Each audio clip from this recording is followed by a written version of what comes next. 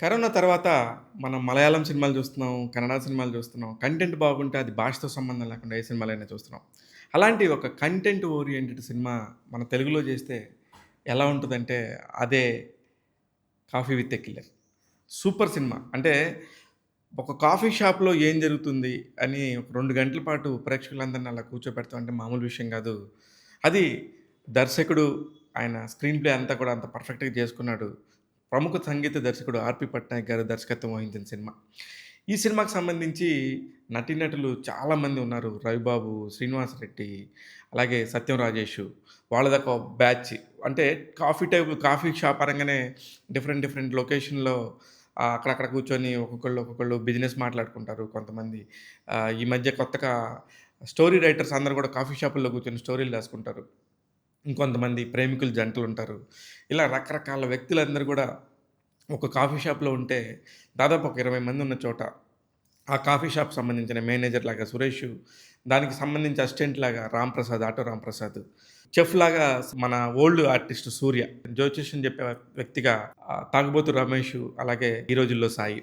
వీళ్ళందరూ కూడా వచ్చేసి అంతా జట్లుగా ఉంటే, ఇంటర్వెల్ బ్యాంక్ దగ్గరికొచ్చేసప్పటికే ఒక ఇద్దరొస్తారు. వాళ్ళిద్దరు ఎవరు? వాళ్ళిద్దరూ అసలు కిల్లర్ ఎవరు అని జెప్పేసి వెతుకుతా ఉంటారు. వీళ్ళందరూ హ్యాక్ చేస్తా ఉంటారు. ఎవరైతే కాఫీ షాప్ మేనేజర్ సురేష్ ఉన్నాడో అతని ఫ్రెండ్స్ అనమాట వాళ్ళు.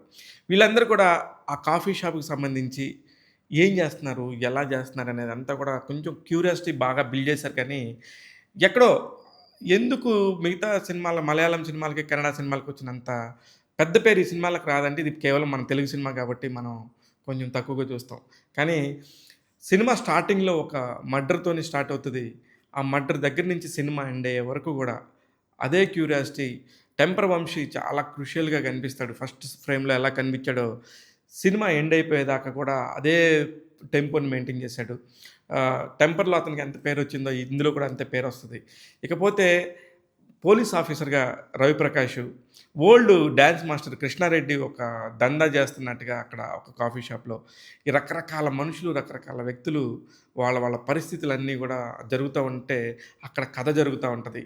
చివరికి ఎవరిని చంపబోతున్నారు, ఎవరిని చావబోతున్నారనేది చాలా ఇంట్రెస్టింగ్ పాయింట్‌తోని ఎండ్ చేస్తారనుకుంటే లాస్ట్ 5 మినిట్స్ దగ్గరికొచ్చిన దాకా ఆ క్యూరియాసిటీ మెయింటైన్ చేసి ఒక్కసారిగా కిల్లర్ ఒక అతన్ని చంపేస్తారు. అతను ఎవరు అనేది తెలుసుకోవాలంటే మాత్రం 'కాఫీ విత్ ఎ కిల్లర్' సినిమాని ఆహాలో స్ట్రీమ్ అవుతుంది. అక్కడ చూడాల్సిందే.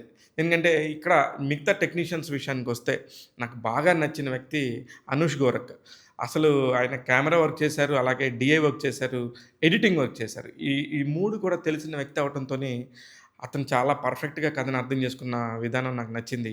ఇకపోతే రెండో వ్యక్తి డైలాగ్స్. అంత చిన్న ఏరియాలో అక్కడక్కడే తిరుగుతున్న కథలో డైలాగ్స్ రాయటం అంటే ఆషామాషీ విషయం గాదు. చాలా బాగా రాసాడు 'తిరుమల నాగ్' అనే అతను. ఇకపోతే 'కెప్టెన్ ఆఫ్ ద షిప్' 'ఆర్‌పి పట్నాయక్' మిగతా మార్కులన్నీ కొట్టేశారు. ఎందుకంటే ఇలాంటి కాన్సెప్ట్ ఫిల్మ్స్ రావాలి, కాన్సెప్ట్ బేస్డ్ ఫిల్మ్స్ రావాలని మనం మాట్లాడతాం గానీ, వాటిని మనం పెద్దగా ఎంకరేజ్ చేయం. కానీ ఈ పర్టిక్యులర్ సినిమాకొచ్చేసరికి మాత్రం అందరూ తెలిసిన నటీనటులు అవ్వటంతోని చాలా పర్ఫెక్ట్‌గా కుదిరారు. ఇకపోతే ఈ 'శ్రీసుధ' అని కొంతమంది ఆర్టిస్టులు కూడా తెలిసిన మొఖాలన్నీ ఉండటంతోని పర్ఫెక్ట్‌గా పండింది. అయ్యో! ఎవరికేం జరగబోతుంది? ఆ 20 మందిలో చనిపోబోతుంది ఎవరు అనేది ఎవరికి వాళ్ళకి భయంగానే ఉంటది. మధ్యలో ఒక అతనికి తెలిసిపోద్ది 'ఆటో రాంప్రసాద్‌కి' అతని చేతిలో గన్నుందని. గన్నున్న వ్యక్తిని చూస్తే ఎవడు ఎవడిని కాల్చేస్తాడనేది తెలియని కూడా తెలీదు. అలాంటి ఒక టెన్షన్ వాతావరణాన్ని క్రియేట్ చేసేసి పర్ఫెక్ట్‌గా గంట 51 నిమిషాల సేపు కూర్చోబెడతాం అనేది పెద్ద విషయం. ఒకే చోట, ఒకే ప్లేస్‌లో ఇలాంటి సినిమా తీసి, అందరితో శభాష్ అనిపించుకోవడం కూడా మామూలు విషయం గాదు. ఇకపోతే ఈ సినిమా థియేటర్‌లో పెద్దగా రాణించడా అనేది పక్కన పెడితే, ఓటీటీలో మాత్రం ఖచ్చితంగా ఇంట్లో కూర్చొని హాయిగా, సాఫీగా చూడొచ్చు. అందులో మాత్రం ఎటువంటి మొహమాటం లేదు. ప్రశాంతంగా మీరు గూడా ఇట్లాంటి సినిమా చూస్తున్నప్పుడు మీకు కొన్ని ఐడియాస్ వస్తా ఉంటాయి. అటన్నిటిని ఐడియాస్‌లో ఇతను చనిపోతాడట, ఇతను చనిపోతాడా అని మనలో మనమే మనం ఒక లాటరీ ఏస్తుంటాం. వీటన్నిటికి కాకుండా ఫైనల్‌గా వచ్చిన పోలీస్ ఇన్స్‌పెక్టర్ 'రవిప్రకాష్' అసలు కిల్లర్ ఎవరు? అసలు ఎవరిని చంపడానికి వచ్చాడనేది మాత్రం చెప్తారు. కిల్లర్‌ని ఇంకా వెతికే పనిలోనే ఉంటారు. ఇది ఎండింగ్. ఈ పాయింట్స్ అన్నిటిని కూడా ఎంజాయ్ చేయండి థరోగా. ఆహ్, కొంచెం నాకెక్కడ అనిపించిందంటే మధ్యలో ఇది కొంచెం డ్రాగింగ్. దేనికంటే అక్కడే ఉంది కాబట్టి మనకి గూడా సినిమా అనంగానే రకరకాల ఫ్రేములు, రకరకాల వాతావరణాల్లో చూడాలనుకుంటాం. కానీ అంతా ఒక చోట ఉండటంతోనే కొంచెం డ్రాగ్ ఫీలింగ్ అవ్వటం మాత్రం ఖచ్చితంగా జరిగింది.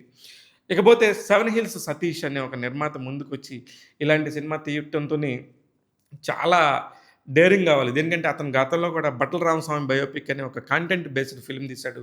ఇప్పుడు ఆ సినిమా దర్శకుడు 'లైలా' అని విశ్వక్ సేన్‌తో ఒక పెద్ద సినిమాని నిర్మించే స్థాయికి ఎదిగాడు.